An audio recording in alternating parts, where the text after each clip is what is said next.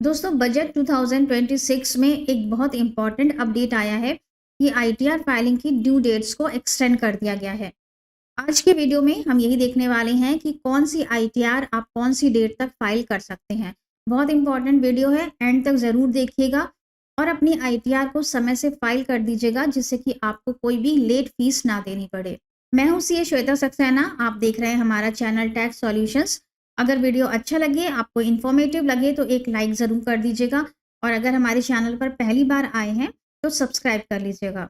तो दोस्तों इस बार फाइनेंशियल ईयर 25-26 की जो इनकम टैक्स रिटर्न होगी, मींस 1 अप्रैल 2025 से लेकर के 31 मार्च 2026 के बीच में आपने जो भी इनकम अर्न की है उसका अब आईटीआर फाइल किया जाएगा। फाइनेंशियल ईयर 25-26 का असेसमेंट ईयर होगा 26-27 और इसकी आईटीआर आप कब तक फाइल कर सकते हैं, तो हम बारी बारी से हर आईटीआर के बारे में जानेंगे। तो सबसे पहले हम आईटीआर 1 और आईटीआर 2 की बात करते हैं। आईटीआर 1 और आईटीआर 2 सैलरीड इंडिविजुअल्स के लिए है। आईटीआर 1 में आप सैलरी दिखा सकते हैं, एक हाउस प्रॉपर्टी से इनकम दिखा सकते हैं या फिर इनकम फ्रॉम अदर सोर्सेज दिखा सकते हैं। और आईटीआर 2 हम तब फाइल करते हैं जब हमें कैपिटल गेन की इनकम भी दिखानी होती है या फिर हमें कैपिटल लॉसेस को कैरी फॉरवर्ड सेट ऑफ करना होता है। आईटीआर 1 और आईटीआर 2 दोनों के लिए ही जो ड्यू डेट्स अभी तक हुआ करती थी वो 31 जुलाई थी और अभी भी कंटिन्यू है, 31 जुलाई एज इट इज कंटिन्यू है। तो सैलरीड इंडिविजुअल्स या कैपिटल गेन दिखाने वाले लोग 31 जुलाई तक अपनी आईटीआर 1 या फिर आईटीआर 2 को फाइल कर दें। इसके बाद आप फाइल करेंगे तो लेट फीस लगनी स्टार्ट हो जाएगी। कितनी लेट फीस लगती है वो भी हम आगे वीडियो में देखेंगे। इसके बाद हम बात करते हैं आईटीआर 3 और आईटीआर 4 वालों के लिए। आईटीआर 3 और आईटीआर 4 प्रोफेशनल्स और बिजनेसमैन्स के लिए है।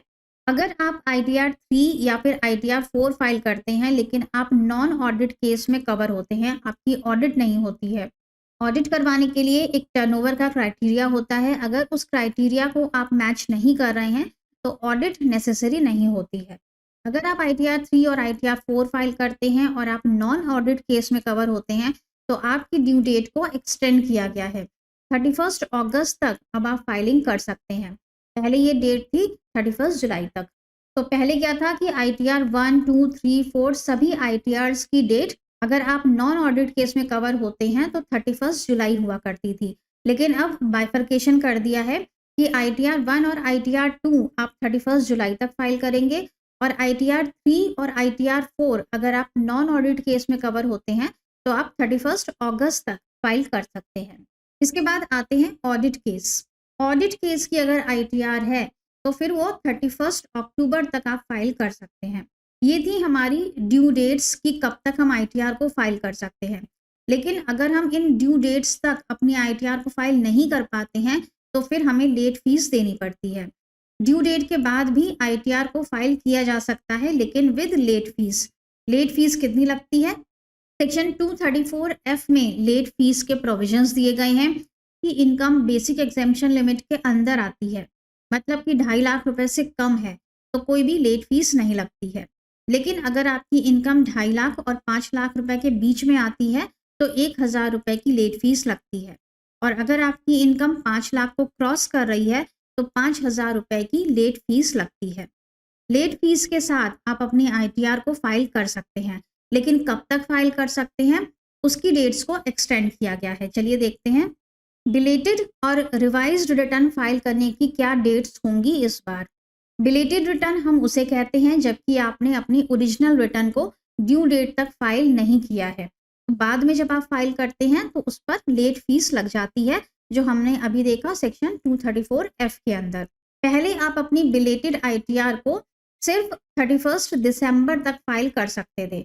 अगर हम इस वाले साल की बात करें तो फाइनेंशियल ईयर है हमारा 25-26, तो 25-26 जैसे ही हमारा एंड होता है, मींस 31 मार्च 2026 को हमारा 25-26 खत्म हुआ, तो इस फाइनेंशियल ईयर के एंड होने के 9 मंथ्स तक आप अपनी बिलेटेड आईटीआर को फाइल कर सकते थे, मतलब 31 दिसंबर हो गया।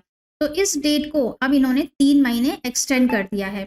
अब आप अपनी बिलेटेड रिटर्न को 31 दिसंबर तक नहीं बल्कि 31 मार्च तक फाइल कर सकते हैं। 31 मार्च 2027 तक अब आप फाइलिंग कर सकते हैं। लेकिन जब आप बिलेटेड आईटीआर फाइल करेंगे तो उस पर आपको लेट फीस 234F में देनी पड़ेगी। इसी तरह से रिवाइज रिटर्न की डेट को भी 3 महीने एक्सटेंड किया गया है। जैसे ही हमारा फाइनेंशियल ईयर एंड होता है उसके 9 महीने तक आप अपनी रिटर्न को रिवाइज कर सकते थे, लेकिन अब 3 महीने एक्सटेंशन के बाद आप अपनी रिटर्न को रिवाइज कर सकते हैं 31 मार्च 2027 तक।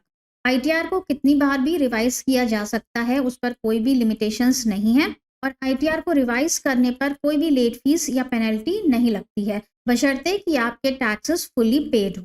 अगर कोई टैक्सेस ड्यू हैं तो उस पर इंटरेस्ट लगता है सेक्शन 234A, B और C के अंदर। अब हम एक क्विक रिकैप ले लेते हैं कि इस बार हमारी ड्यू डेट्स क्या होंगी। तो यहाँ से आप स्क्रीनशॉट ले सकते हैं। ITR 1 और ITR 2 की ड्यू डेट होगी 31 जुलाई। ITR 3 और ITR 4 नॉन ऑडिट केस की ड्यू डेट होगी 31 अगस्त। ऑडिट केस की ITR की ड्यू डेट होगी 31 अक्टूबर। बिलेटेड या रिवाइज रिटर्न फाइल करेंगे तो उसकी ड्यू डेट होगी 31 मार्च 2027। आईटीआर फाइलिंग के लिए अगर आप हमारी पेड सर्विसेज चाहते हैं तो आप हमें व्हाट्सएप नंबर पर मैसेज कर सकते हैं और ऐसे ही इंफॉर्मेटिव वीडियोस के लिए हमारे चैनल को सब्सक्राइब करना मत भूलिएगा। Thank you so much for watching this video. मिलेंगे नेक्स्ट वीडियो में, तब तक खुश रहिएगा, मस्त रहिएगा। Thank you.